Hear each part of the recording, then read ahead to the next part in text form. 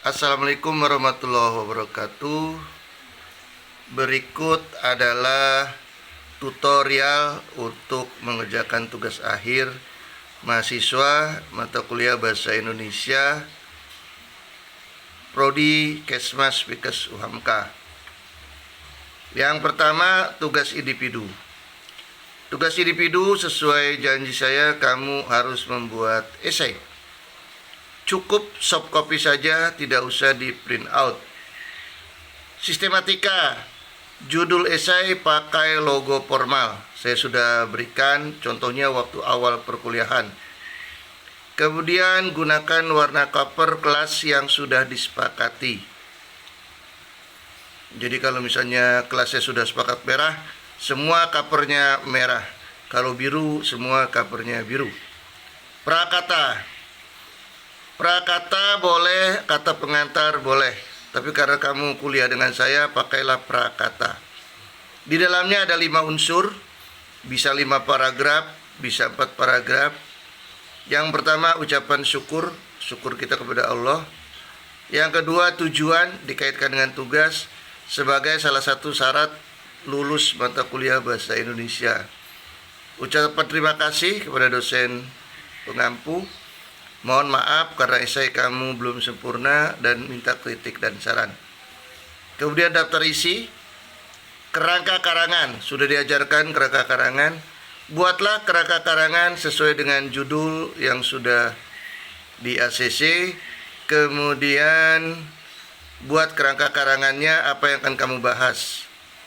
Kemudian buat esainya, pendahuluan, isi yang dibahas apa.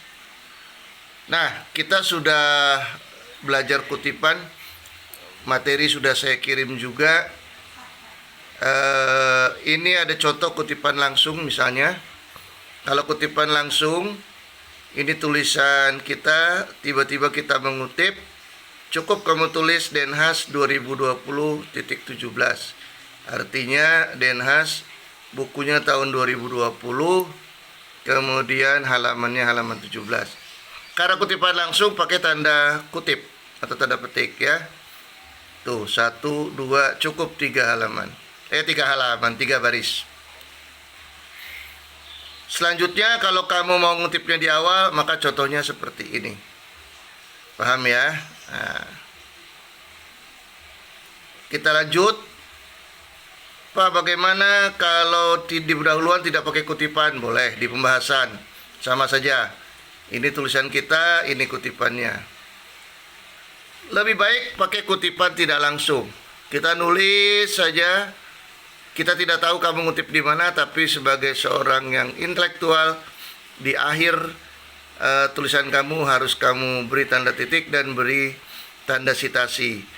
Ini saya mengutip dari Denhas tahun 2018 halaman 27. Kemudian penutup. Catatan umum. Dalam pembahasan harus menggunakan teori dengan teknik body note. Nah, ini body note yang sudah saya contohkan ya.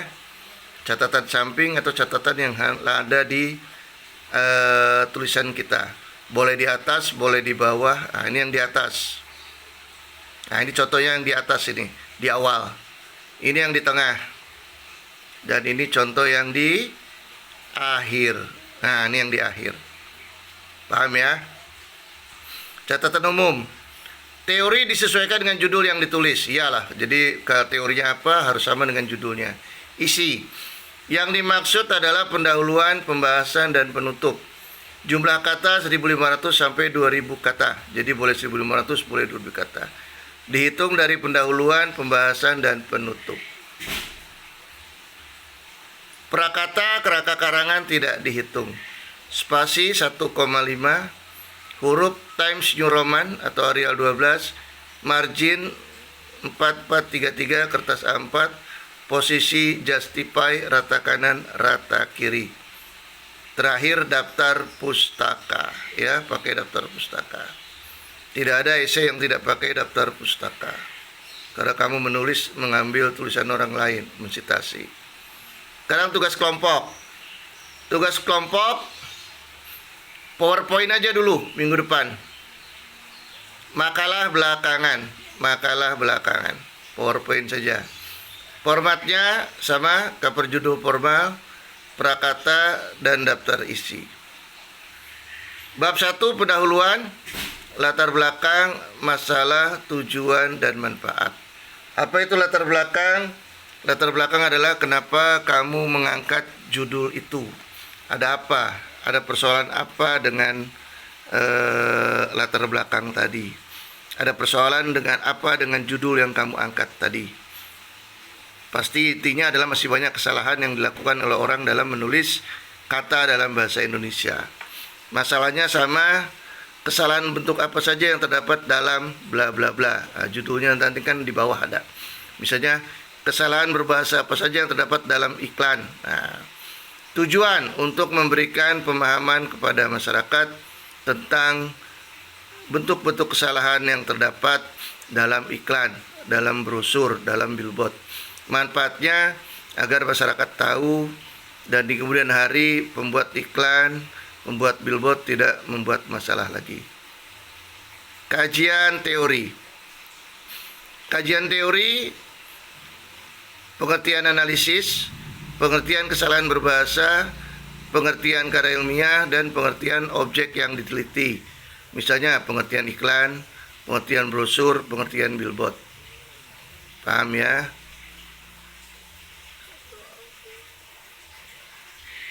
Metodologi, ini sudah saya buatkan. Metodenya sama, yaitu studi literatur digital. Tempat dan waktu penelitian di rumah masing-masing selama 1 bulan, Juni-Juli 2020, semester ganjil tahun akademik 2020-2021. Objek yang diteliti, boleh iklan, boleh billboard, boleh WA, nanti tinggal pilih. Teknik pengumpulan data, observasi, klasifikasi, dan menganalisis. Teknik analisis data menggunakan KBBI, POEBI, dan Kamus Kata Baku Bahasa Indonesia. Contoh, kamu menemukan tulisan pikir atau tulisan piker, padahal yang betul adalah pikir. Pembahasan ada 5 yang harus kamu bahas, yaitu kesalahan penggunaan berbahasa huruf. Cukup 7 saja dari cari kata yang salah. Contoh, harus pakai warna merah. Kamu menemukan kata lobang, perbaikannya pakai warna hijau, contohnya lubang. Tapi ini semua wajib di screenshot yang mana salahnya, jadi kamu tidak boleh ngasal. Saya harus tahu bahwa kamu sudah melakukan tugas. 2. Penggunaan tanda baca. Misalnya, harusnya dia menggunakan koma atau titik, dia terbalik-balik. Cukup cari 7 saja.